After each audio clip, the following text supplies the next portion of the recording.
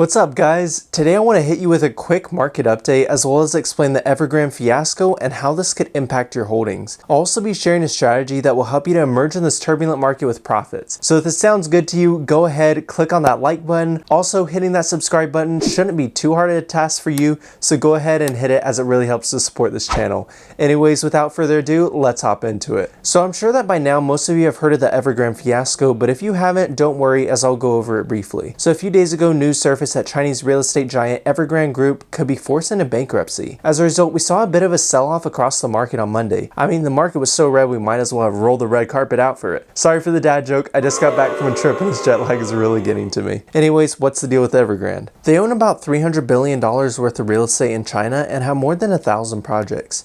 An update from the company earlier in the month warned that there is no guarantee that the group will be able to meet its financial obligations. This has made fears of a real estate bubble in China come to fruition, with many people wondering if this could be the first domino that falls in a Chinese financial crisis that can negatively impact global markets in the short term. Evergrande has tried many ways to raise funds, including putting discounts on their properties and selling shares in their electric vehicle company, but those measures take time and their debt is mounting. Analysts are saying that Evergrande's troubles are related to tighter monetary policy, which can affect highly leveraged developers. With investors demanding repayment and a general doubt on whether the company can raise enough cash to prevent itself from going under, it's only a matter of time before the government will step in and commit state resources. So how could this affect the markets? As I mentioned already, the market took a dip on Monday and Tuesday was relatively quiet. However, China has been on a holiday and the markets reopen on Wednesday there, so it'll be interesting to see how they will respond to the Evergrande fiasco. A negative response and further sell-off in the Chinese markets could impact markets globally. So let's go ahead and take a look at the SPY, and here we can see that the general trend is bullish. However, we should be expecting corrections.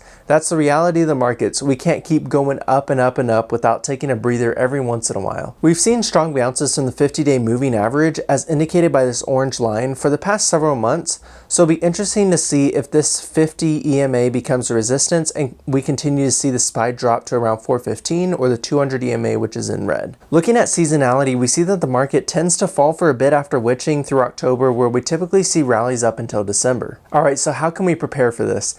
I always view any downturn in the markets as stocks going on sale. I'd be looking to enter positions as they fall, but only at 25% at a time. And the reason why I do this is because it's going to be very rare to catch the bottom in the market, so the best strategy is to average down on your price. I've covered this with you all before, but for those that are new to the channel, what I mean by this is to enter your position 25% at a time. So let's say you have $1,000 to invest in company A. I'd want you to invest 25% or $250 of your money into the stock as it falls. If it falls some more, by another 25%, etc., until you've invested your $1,000. This way you average your overall price down and end up with a more attractive entry price than if you had invested all your money at the first sign of red. One of the stocks that I mentioned as a buyback in August was Alibaba, and I want to briefly touch on that for those of you who may be invested in the company with me. I won't cover the fundamentals because Alibaba is such a monster and has one of the strongest financials of any company. However, this is one of those stocks that will be messed with, especially with the economic uncertainty within China. Coupled with the Chinese government's ability to potentially impact the fundamentals of Alibaba through tightened monetary policy and their recent moves against major tech companies, we could see the price fall even further.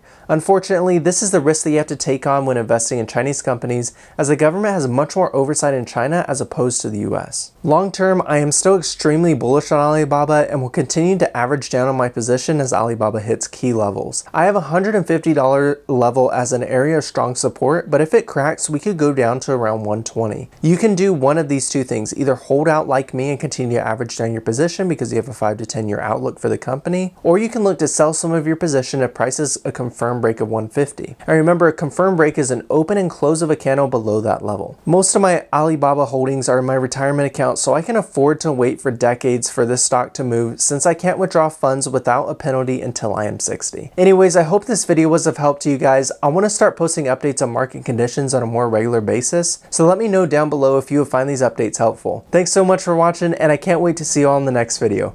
Peace.